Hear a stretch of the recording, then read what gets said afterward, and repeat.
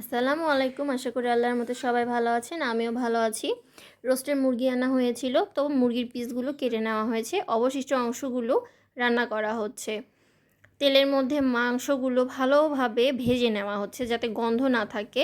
এরপর এতে পেঁয়াজ, আলু, টমেটো, হলুদ, লবণ, গরম মশলা, ধনে, জিরে সব প্রকারের মশলা দিয়ে দিয়ে ভালোভাবে নাড়াচাড়া করে নেওয়া হচ্ছে।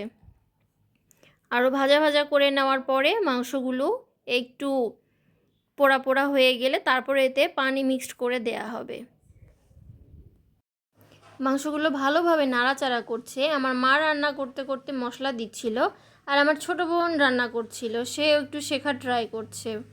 এই তো অবশিষ্ট কিছু মশলা বাকি ছিল, সেগুলো দিয়ে দেওয়া হচ্ছে। তেজপাতা, ডালচিনি, এই দেখেন কেমন করে নাড়ছে, দেখেই বুঝতে পারবেন যে কে নাড়ছে। আচ্ছা যাই হোক, এখন মাংসটা আরও ভালোভাবে পোড়া পোড়া করে নিয়ে তারপরে এতে সামান্য পরিমাণে পানি দিয়ে ঢাকনা দিয়ে দেওয়া হবে। আপনারা কে কে খাবারটা পছন্দ করেন কমেন্ট করে জানাবেন। আমাদের তো খুব ভালো লাগে, মুরগির সাথে সাথে এগুলো খেতে আরও বেশি মজা। এই তো রান্না শেষ হয়ে গেল, দেখতে দেখতে রোজার শেষের দিকে চলে এসেছে। তো কিছু কেনাকাটা করতে হবে, বাজার সদাই, কাপড় চোপড় সব কিছু মিলে।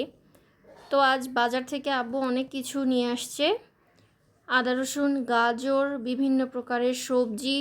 তো আদা রসুন ঈদের জন্য বেটে রাখছি ব্লেন্ডারে, যেন পরবর্তীতে কাজগুলো তাড়াতাড়ি হয়। এর পাশাপাশি আর অনেক কাজ থাকে, তো কিছু কিছু একটু একটু করে কাজ এগিয়ে নেওয়া হচ্ছে।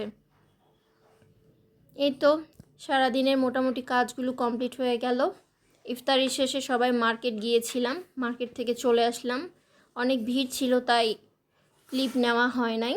এই তো বাসায় নিয়ে আসার পর সব কিছু ঢেলে তিন বোনে কে কী বাজার করছি, কে কী কসমেটিক কিনছি সেগুলো এখন সবাই বের করে সবাইকে দেখাচ্ছে। এগুলো আমার সবগুলো ছোটো বোনের, ও ক্লিপ কিনেই স্বাদ মেটে না, যখনই যেখানে ক্লিপ দেখে তখনই সেখান থেকে ক্লিপ নিয়ে আসে। তিন বোনের জামা কাপড় কেনা শেষ। আমার ছোটো বোন এখন ট্রায়াল দিচ্ছে তার কোন কাপড় কেমন হচ্ছে, ফিট হচ্ছে কি না। একের পর এক ট্রায়াল দেওয়া চলছে। আশা করি আজকের ব্লগটি সবার ভালো লাগবে। আল্লাহ হাফেজ।